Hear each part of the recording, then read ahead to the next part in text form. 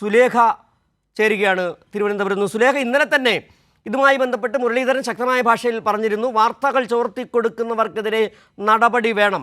ഇന്ന് ഇത്തിരി കൂടി കടുത്ത രീതിയിൽ തന്നെ പറഞ്ഞ് ഇരുട്ടിൻ്റെ സന്തതികളാണ് എന്ന് പറഞ്ഞാൽ സതീശനെയാണ് ഉന്നം വച്ചിരിക്കുന്നത്, അല്ലേ സുലേഖ?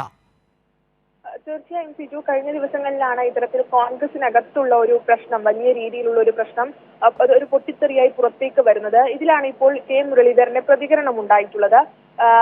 വാർത്തകൾ, ഈ യോഗങ്ങൾ ചേരുന്നത് അത് പാർട്ടിയുടെ തീരുമാനങ്ങൾ ചർച്ച ചെയ്യാനും പാർട്ടി കാര്യങ്ങൾ ചർച്ച ചെയ്യാനുമാണ് ഇത്തരത്തിലുള്ള യോഗങ്ങൾ ചേരുന്നത്. ഈ യോഗത്തിൽ നടക്കുന്ന കാര്യങ്ങൾ, വാർത്തകൾ ചോർത്തി നൽകുന്നത് ഇരുട്ടിന്റെ സന്തതികൾ എന്നാണ് മുരളീധരൻ കടുത്ത ഭാഷയിൽ വിമർശിച്ചിട്ടുള്ളത്. ഇത്തരത്തിൽ ഈ തെറ്റുകൾ അത് ചൂണ്ടിക്കാണിക്കും, അത് തിരുത്തി മുന്നോട്ട് പോകുമെന്നുള്ള കാര്യമാണ് കെ മുരളീധരൻ ഇന്ന് മാധ്യമങ്ങളോട് പ്രതികരിച്ചിട്ടുള്ളത്. വിമർശനങ്ങൾ അത് സ്വാഗതാർഹമാണ്. അത്തരത്തിൽ ഇനി ഈ യോഗങ്ങളിലൊക്കെ തന്നെയും ഉണ്ടാകുന്ന വിമർശനങ്ങൾ അത് തിരുത്തിക്കൊണ്ടാണ് മുന്നോട്ട് പോകാൻ ഉദ്ദേശിക്കുന്നതെന്നാണ് കെ മുരളീധരൻ വ്യക്തമാക്കിയിട്ടുള്ളത്.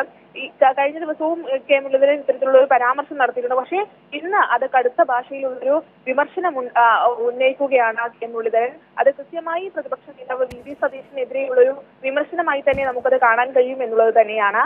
ഇരുട്ടിന്റെ സന്തതികളാണ് ഇത്തരത്തിൽ വാർത്തകൾ ചോർത്ത് നൽകുന്നതെന്നാണ് മുരളീധരൻ ഇന്ന് മാധ്യമങ്ങളോട് പ്രതികരിച്ചിട്ടുള്ളത്.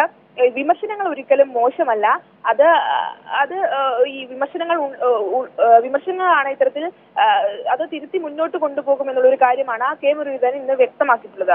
ശരി, സുലേഖയാണ് തിരുവനന്തപുരത്ത് നിന്ന് വിവരങ്ങൾ നൽകിയത്. പാർട്ടിക്കുള്ളിലെ വാർത്തകൾ ചോർത്തി നൽകുന്നത്, മാധ്യമങ്ങൾക്ക് നൽകുന്നത് ഇരുട്ടിന്റെ സന്തതികളാണെന്നാണ് കെ മുരളീധരന്റെ പ്രതികരണം. വിവരങ്ങളാണ് സുലേഖ നൽകിയത്.